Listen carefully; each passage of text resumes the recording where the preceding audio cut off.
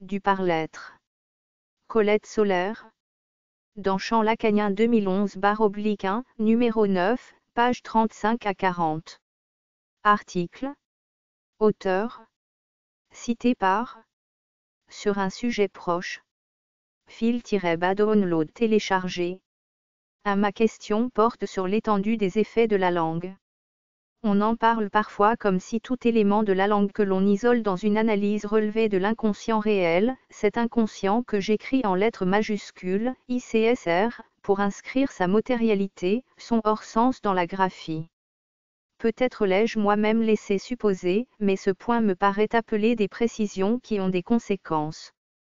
De la langue, intégrale des équivoques, qui ne comporte que le chiffre du sens n'est pas symbolique mais réel. Elle se transmet par le discours mais n'est pas elle-même discours.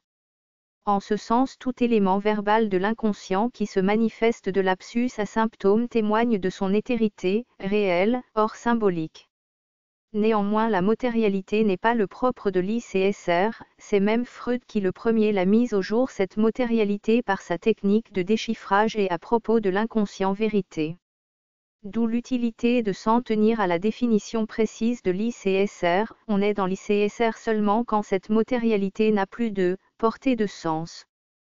3L accent mis sur le symptôme, formation majeure de l'ICSR, qui fait exister l'inconscient dans le réel de la jouissance hors sens, entre symbolique et imaginaire, cet accent ne doit pas masquer les autres effets de la langue dans l'imaginaire, lieu du sens. Ceux-ci sont même les plus évidents, tandis qu'au contraire les effets de la langue dans le réel qui font le vrai mystère du corps parlant, sont à démontrer en fait, et ne le sont que dans la psychanalyse. Ce problème, Lacan le formule dans la troisième, soit après encore, quand il insiste, il n'y a pas de lettre sans de la langue, c'est même le problème, comment est-ce que la langue, ça peut se précipiter dans la lettre.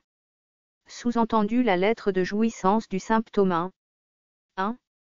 Lacan J, la troisième, lettre de l'école freudienne, numéro 4 pour ce qui est de l'imaginaire du sens, je cite, RSI. Leçon du 11 mars 1975, le sens, dit Lacan, je le définis par l'effet de la langue sur l'idée, soit sur l'imaginaire. Il dit idée par référence implicite à Platon, mais vous pouvez aussi bien parler de toutes ces représentations imbéciles, comme il le dit que la langue introduit dans le corps. Or le corps c'est prioritairement l'imaginaire, combien de fois Lacan ne l'a-t-il pas répété? S'interroger sur l'étendue des effets de la langue, c'est donc aussi bien s'interroger sur les types de jouissance. 5D. Une manière générale, le rapport de la langue à la jouissance est double, d'un côté elle provient des jouissances ordonnées par le discours. La jouissance y fait dépôt, dit Lacan, on peut là se souvenir de ce qu'il notait dès le départ, la jouissance fait mot, pas seulement motus. Le discours a donc l'antécédence logique sur la langue, à la fois synchroniquement et diachroniquement, pas de la langue sans dire.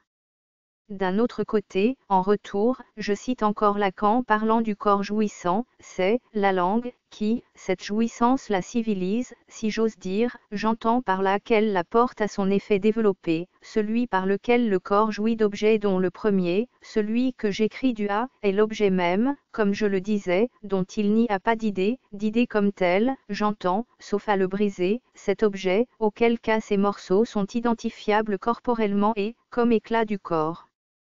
Identifié 2. Ibid. Là il est clair qu'il n'est pas question de la lettre du symptôme. 6. Autant dire que les effets de jouissance de la langue, c'est-à-dire les effets de la matérialité de l'inconscient sur la jouissance ne sont pas homogènes, et se partagent entre jouissance de la lettre symptôme et jouissance du sens, de la vérité. Découvrir Kern Pro cet qu'est-ce qui fait la jouissance du sens sinon la dérive des pulsions. La thèse est d'origine freudienne incontestablement, pour lui le sens c'est le sens du désir et le désir se fonde de la latence des pulsions refoulées. Ce qu'il y a de jouissance dans les pulsions incite parfois à les mettre au compte du réel. C'est une erreur. Ce qui est réel c'est la jouissance même, cette étrange propriété du corps vivant, unique substance dont la psychanalyse est à connaître, mais ce réel dont le corps se jouit ne reste pas moins opaque. Mystère donc. Cependant les pulsions écho dans le corps du fait qu'il y a un dire, à l'origine celui de la demande, les pulsions relèvent du corps imaginaire selon l'expression de Lacan, du corps surface, forme, sur lequel le dire, avec ses mots, a découpé les zones érogènes, et extrait les objets pulsionnels de la fonction organique concernée. Dans ce corps, désert de jouissance, que me donne le langage, c'est donc le dire qui décide des oasis de jouissance qui restent au par-l'être. Ce qu'elles ont de plus réel, c'est le trait de la coupure négativante. Ce pourquoi il est justifié de dire que toute pulsion inclut la mort. Mais au niveau de ces formes développées que sont les typiques jouissances orales, anales, scopiques et invocantes, pas vraiment de mystère, si peu de mystère que leur découverte qui fit scandale est aujourd'hui parfaitement admise de partout. J'y parle avec mon corps, car ce sont elles qui disent finalement ce que je, avec une majuscule, veux. 8. Les pulsions viennent du dire, cependant c'est du fait de la langue que l'objet a, cet objet, qui manque, prend la forme du, plus de jouir, qui, lui, ne manque pas, et qui parle pour moi. La jouissance des pulsions dérive même mot à mot dans la métonymie sans laquelle il n'y aurait point d'érotisme, thèse 2, radiophonie. D'ailleurs rappelons-nous que dans le séminaire 11, Lacan fait de la pulsion, la réalité sexuelle de l'inconscient, et réalité n'a jamais été confondue par lui avec le réel. Les pulsions sont le secret du sens joui, de la jouissance écrite en deux mots, à placer entre symbolique et imaginaire.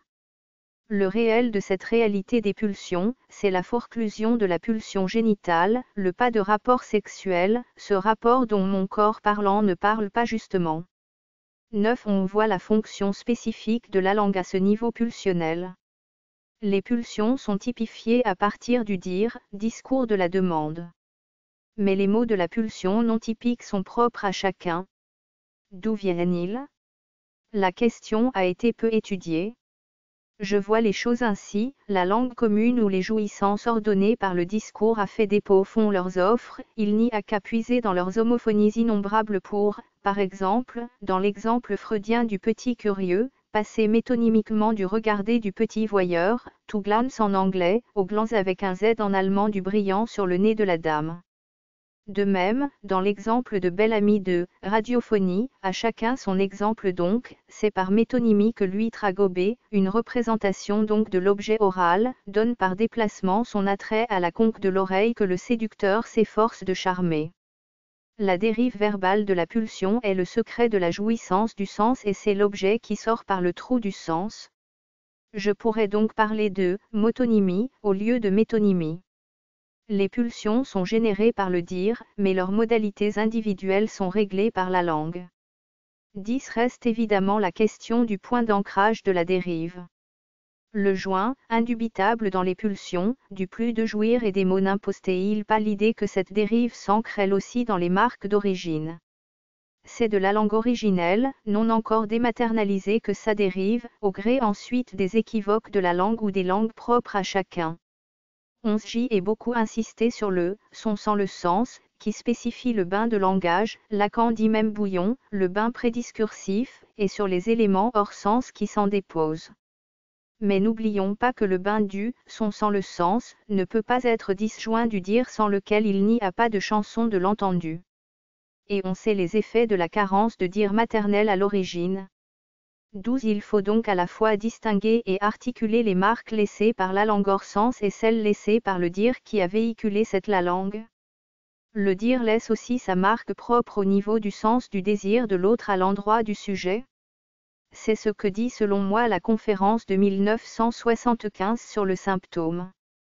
Un débris, alluvion de la langue hors sens, peut être élevé au statut de « un incarné », propice à faire la lettre du symptôme, mais celle-ci ne va pas sans être conjointe à la marque du dire, qui est autre chose que la langue. Double marque donc. Et chacun est le produit de la copulation, pas seulement de deux corps, mais de deux dires.